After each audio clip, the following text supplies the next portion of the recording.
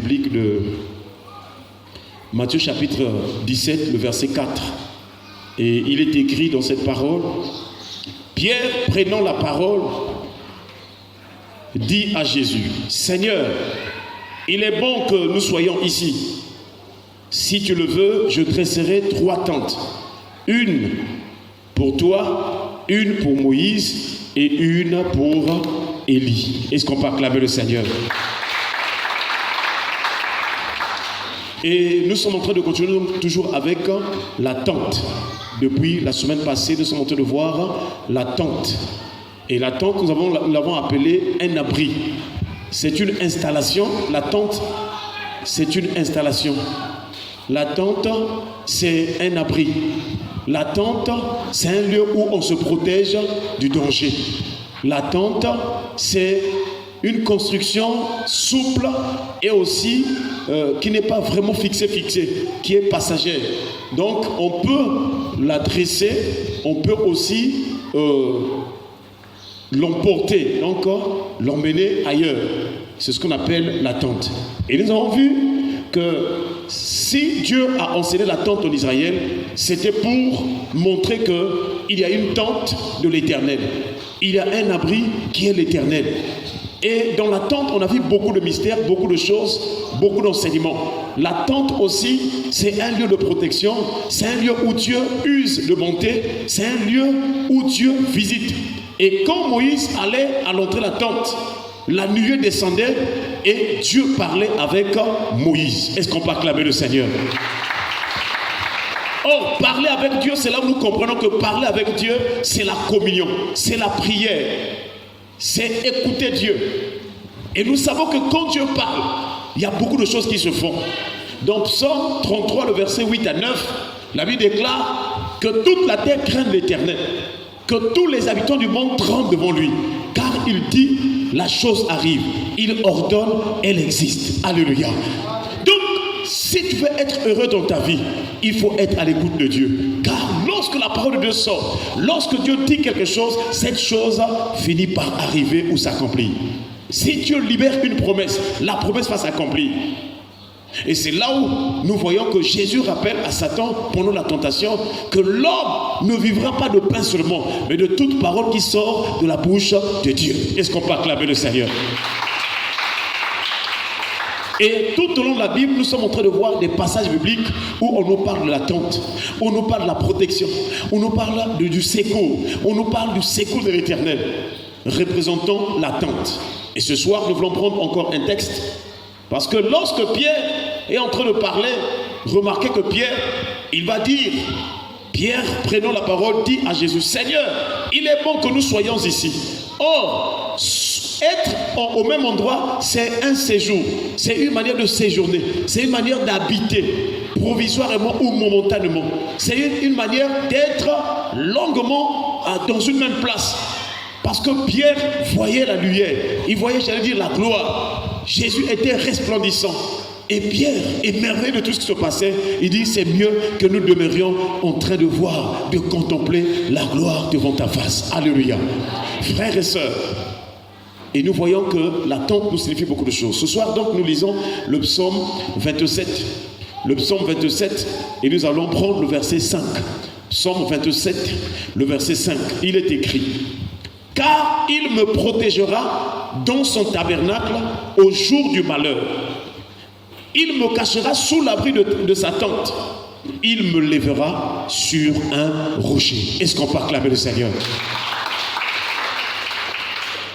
Quand nous lisons les autres, c'est-à-dire les psalmistes, ceux qui ont vécu avant nous dans la Bible, quand eux parlaient, nous remarquons l'assurance. Nous remarquons qu'ils connaissaient Dieu. Ils savaient où ils connaissaient la puissance de Dieu. Ils savaient que l'Éternel est le Dieu Tout-Puissant. Ils savaient que si je prie Dieu, Dieu va intervenir. Ils savaient que si je prie Dieu, Dieu va venir à mon secours. Ils savaient que quand Dieu se lève en ma faveur, l'assurance est là, la sécurité est là, la bénédiction est là, la grâce est là, la protection est là, la victoire est là, la prospérité est là. Et en tout cas, nous sommes rassurés lorsque Dieu intervient en notre faveur. Alléluia. Et c'est là où nous aussi, tout ce qui a été écrit d'avance là, c'est pour nous. pour que nous puissions avoir la patience, pour que nous puissions avoir l'espérance. Et donc de la même manière que Dieu gardait les autres qui ont vécu avant nous la foi, lorsque nous lisons cela, le but de Dieu, que tout cela a été écrit, c'est pour que nous puissions avoir la patience et la consolation. Est-ce qu'on peut acclamer le Seigneur? C'est-à-dire, pendant que nous sommes là, toi aussi tu as un problème. Il y a des malheurs qui te suivent. Il y a des réclamations dans ta vie. Mais puisque les autres, lui il dit, car il me protégera dans son tabernacle au jour du malheur. Ça veut dire qu'en lisant cela, tu dois avoir la foi que moi aussi, même si je traverse des moments de malheur, Dieu est capable de me protéger. Même si je traverse des moments où je fais des mauvais rêves, Dieu est capable de me protéger. Quelle qu'en soit la situation, quelle qu'en soit la condition, quel qu'en soit le problème, Dieu est le Dieu vivant qui me protège. Voilà pourquoi la Bible déclare, celui qui garde Israël ne sommeille ni ne dort. Alléluia. J'aimerais te rassurer que de la même manière que le psalmiste est en train de parler, il ne parle pas de lui-même, mais c'est une foi qu'il est en train de communiquer pour montrer que toi aussi qui as la foi en l'Éternel, Dieu te gardera le jour du malheur. Le jour du malheur, on peut prendre cela comme le mauvais jour. Nous savons que le monde est dans le mauvais jour. Nous savons que Paul avait dit à Timothée que dans les derniers jours, il y aura des temps difficiles. Les hommes seront égoïstes, les gens seront égoïstes, amis de l'argent, fanfarons, rebelles. Ils vont aimer le plaisir plus que Dieu. Ils vont être insensibles. Nous vivons cette époque. Donc nous sommes au jour du malheur aussi. Nous sommes dans un temps ou dans une période où le mauvais est là. Quand tu fais du bien à quelqu'un, il te rend le mal pour le bien. C'est cela ce qui se passe dans toutes les familles, presque toutes les familles et dans la société humaine. Le mauvais jour est là. Comment s'en sortir? Là où le mauvais est là, la méchanceté des hommes s'est accrue. L'iniquité s'est accrue. Chers frères et sœurs, comment s'en sortir? Il faut mettre son espérance en l'Éternel. Est-ce qu'on peut acclamer le Seigneur? Et il dit, car il me protégera dans son tabernacle. Le tabernacle, c'est aussi l'image de la tente, là où Dieu manifeste sa présence. Donc il faut avoir l'assurance que si moi je prie, si je suis dans le Seigneur, je suis en train de prier, je sais déjà que la protection est garantie. Alléluia. Dieu ne m'abandonnera pas. Jésus ne m'oubliera jamais, il me garde. Donc première chose, dans l'attente de Dieu, ici là l'attente c'est l'image aussi du tabernacle. Donc on donne quelques synonymes de l'attente. Il dit car il me protégera dans son tabernacle au jour du malheur. Il me cachera sous l'abri de ta tente, c'est la même chose. Donc Dieu me protège, Dieu me cache. Est-ce qu'on peut acclamer le Seigneur? Lorsque les ennemis arrivent, ils veulent te tuer, ils veulent te détruire. Ils ne vont pas te voir parce que Dieu te cache. Tu es caché entre les mains du Seigneur. Tu es caché dans la présence de Dieu. Tu es caché dans le sang de Jésus. Voilà pourquoi tu te lèves, tu dors, tu te réveilles sans problème. Parce que Dieu te cache. Il te protège. Frères et sœurs, il dit, il me cachera sous l'abri de sa tente. Toujours la protection. Et ensuite, il dit, il me lèvera sur un rocher. Est-ce qu'on peut acclamer le Seigneur? Lorsque Dieu place une personne sur le rocher, même si le diable se lève comment, cette personne ne pourra pas être ballottée ou emportée par n'importe quel vent. Alléluia. Le rocher, ça veut dire l'affermissement. C'est là où la vie est affermie. Quels qu'en soient les combats qui vont venir, une personne qui est sur le rocher, frères et sœurs, c'est une personne qui sera toujours plus que vainqueur. Parce que le rocher, c'est un fondement. Le rocher, frères et sœurs, c'est une personne. Est-ce qu'on peut acclamer le Seigneur? Ces paroles-là, un jour, Jésus va dire cela. Je crois dans Matthieu chapitre 7, si j'ai bonne mémoire, le verset 24. Il va dire, si quelqu'un entend les paroles que je dis et les met en pratique, il sera semblable à un homme prudent qui a bâti sa maison sur le roc. Les pluies sont venues, les vents ont soufflé contre cette maison et toutes sortes de choses. Cette maison n'est point tombée. Est-ce qu'on peut acclamer le Seigneur? Lorsque tu écoutes la parole de Dieu avec foi, lorsque tu vis la parole de Dieu, tu pratiques la parole de Dieu, ton âme, ta vie est bâtie sur le roc. Parce que le roc, c'est la parole. Le roc ou le rocher, c'est Jésus-Christ. C'est lui la parole qui est venu pour nous donner la force de tenir face à tous les vents de l'ennemi dans ce monde. Face à tous les malheurs, les malédictions que le diable est en train d'infliger, les maux que le diable est en train d'infliger dans ce monde contre l'humanité, contre les hommes. Parce que le diable est en rage. Il veut détruire, il veut exterminer. C'est un voleur, c'est un destructeur. Mais si toi, tu as la foi en la parole de Dieu et tu la mets en pratique, tu seras fondé sur le roc. Et quelles que soient les attaques de l'ennemi, tu ne tomberas pas. Est-ce qu'on peut acclamer le Seigneur? Que le Seigneur te bénisse ce matin au nom de Jésus. Et il dit, il me lèvera sur un rocher. Nous voyons Israël lorsqu'il marchait. Israël est sorti de l'Égypte. Israël va traverser la mer. Il va passer la mer, ensuite il va rentrer dans le désert. Longue période de 40 ans. Et pendant le désert, il y avait toutes sortes de situations, des circonstances que va vivre Israël, peuple de Dieu. Tu es enfant de Dieu, sache qu'il y a des choses que tu vas vivre. Il y a des circonstances qui vont arriver. Mais dans ton cœur, au fond de ton cœur, de ton âme, garde toujours l'espérance. Alléluia. Quel que soit le problème que tu vois, alléluia, quelle que soit la situation, quoi que l'on dise, quoi que l'on fasse, ce qui est important pour toi, c'est la foi à l'intérieur, c'est l'espérance à l'intérieur, c'est l'amour à l'intérieur. Alléluia. Et c'est là où nous voyons que Israël aussi marchant dans le désert, il y a eu un temps où Israël avait soif. Ils voulaient boire de l'eau. Ils étaient là. Et pendant qu'ils étaient là, il y avait point d'eau. Et Dieu va donc opérer un miracle. Il va dire à Moïse, voici, je me tiendrai devant le rocher. Nous sommes dans Exode chapitre 17, verset 6.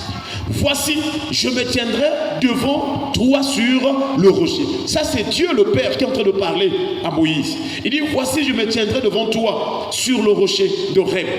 Or, à Horeb, nous voyons que c'est là où Moïse, lorsqu'il était allé paître les troupeaux de son père, de son beau-père Jéthro, c'est à Horeb que Dieu avait visité Moïse dans un buisson ardent. Et nous voyons ici, on donne à cette montagne, on dit le rocher d'Horeb. Voici, je me tiendrai devant toi sur le rocher d'Horeb. Tu frapperas le rocher et il en sortira de l'eau et le peuple boira. Et Moïse fit ainsi aux yeux des anciens d'Israël. Est-ce qu'on peut acclamer le Seigneur? Le rocher dont le psalmiste est en train de nous dire qu'il me lèvera sur un rocher. Dieu dit, voici, je me tiendrai devant toi sur le rocher d'Horeb. Tu frapperas le rocher et il en sortira de l'eau. Et nous voyons dans ce texte que le rocher, c'est une personne. Israël est dans la soif. Il a besoin de boire de l'eau. Mais l'eau n'est pas là. Or, il faut étancher cette soif-là. C'est l'image Israël. Quand Dieu a pris le peuple d'Israël, c'était pour enseigner l'humanité. C'était pour enseigner les nations. Parce que les hommes ne connaissaient point Dieu depuis le péché d'Adam et Ève. L'humanité était tombée dans le péché. Ils ne connaissaient pas Dieu. Donc Dieu veut se faire connaître à l'humanité. Dieu veut enseigner à l'humanité les choses de Dieu. Et donc il prend cette image-là. Et c'est là où nous voyons, frères et sœurs, que le rocher, c'est l'image aussi d'une personne. Parce que le monde est dans un besoin. Ta vie est dans un besoin. Toi aussi, tu as soif. Peut-être pas de l'eau physique, mais tu as besoin de quelque chose. Mais j'aimerais te dire ce soir, le besoin le plus important de notre vie, c'est le besoin du salut de notre âme. Est-ce qu'on peut acclamer le Seigneur? Car tu peux boire l'eau même ce soir-là. Quand tu vas finir, même avant la nuit, tu en auras encore soif. Tu peux manger toutes les nourritures dans les pâtisseries et tout, mais après, tu auras encore faim. Donc en réalité, tout ce que nous avons comme soif et faim, les choses passagères là, ce n'est pas vraiment ça le véritable besoin. Le véritable besoin de notre vie, c'est le besoin de notre âme. Où ira ton âme? Lorsque le monde va passer, lorsque tu mourras un jour, où ira ton âme? Et nous voyons, frères et sœurs,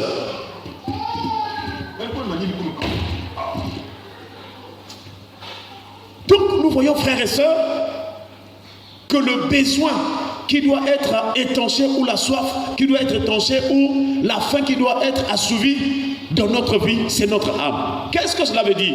En réalité, tout ce que tu es en train de vivre là, c'est parce que toi tu veux satisfaire seulement ce qui est de la chair.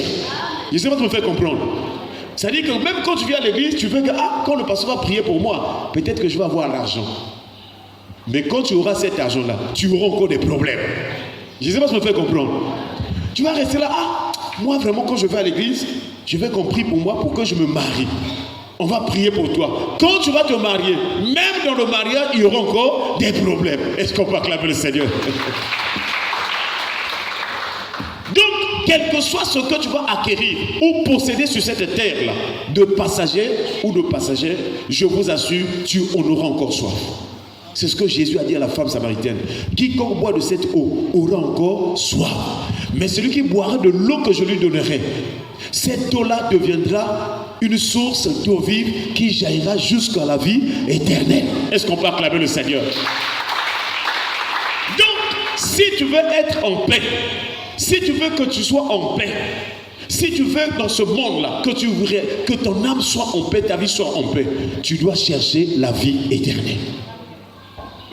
Et ce n'est que le rocher qui peut donner la vie éternelle. Mais la condition pour que le rocher puisse donner l'eau, parce que l'eau dont Jésus parle à la femme samaritaine, il parle de l'eau qui donne la vie éternelle.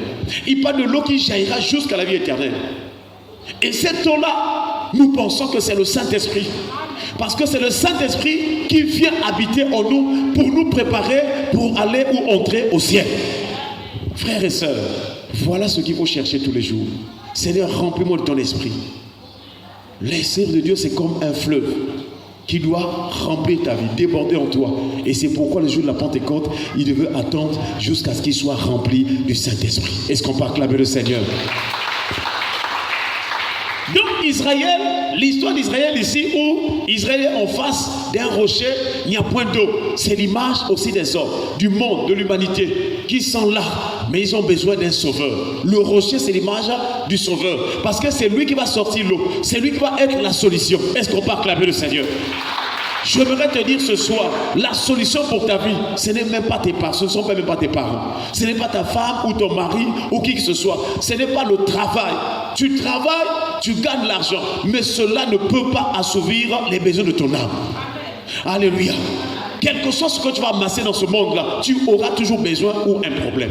Et c'est pourquoi Dieu nous présente donc le Sauveur. Il nous présente le salut.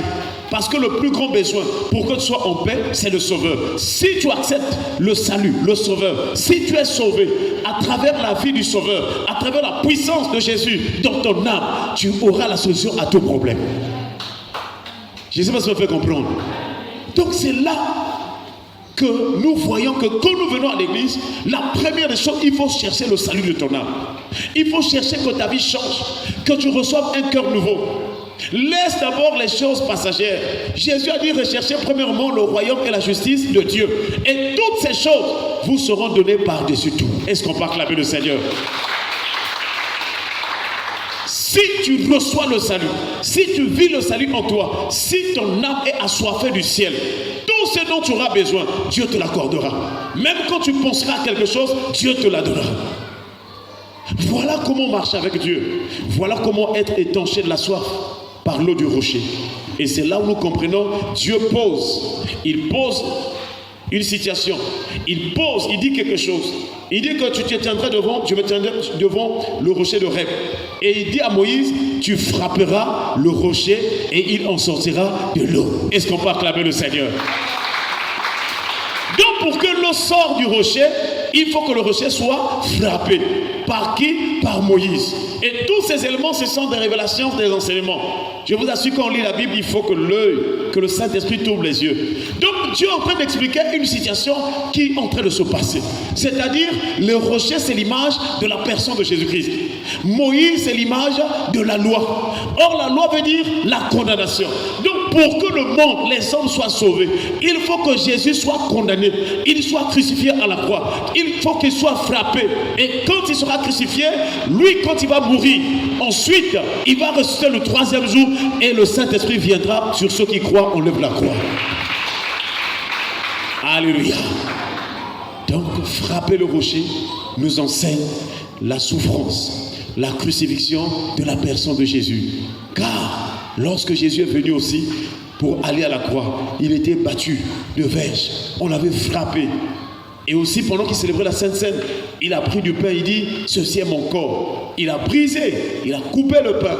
Il dit, ceci est mon corps, pour montrer que je vais souffrir dans ma chair.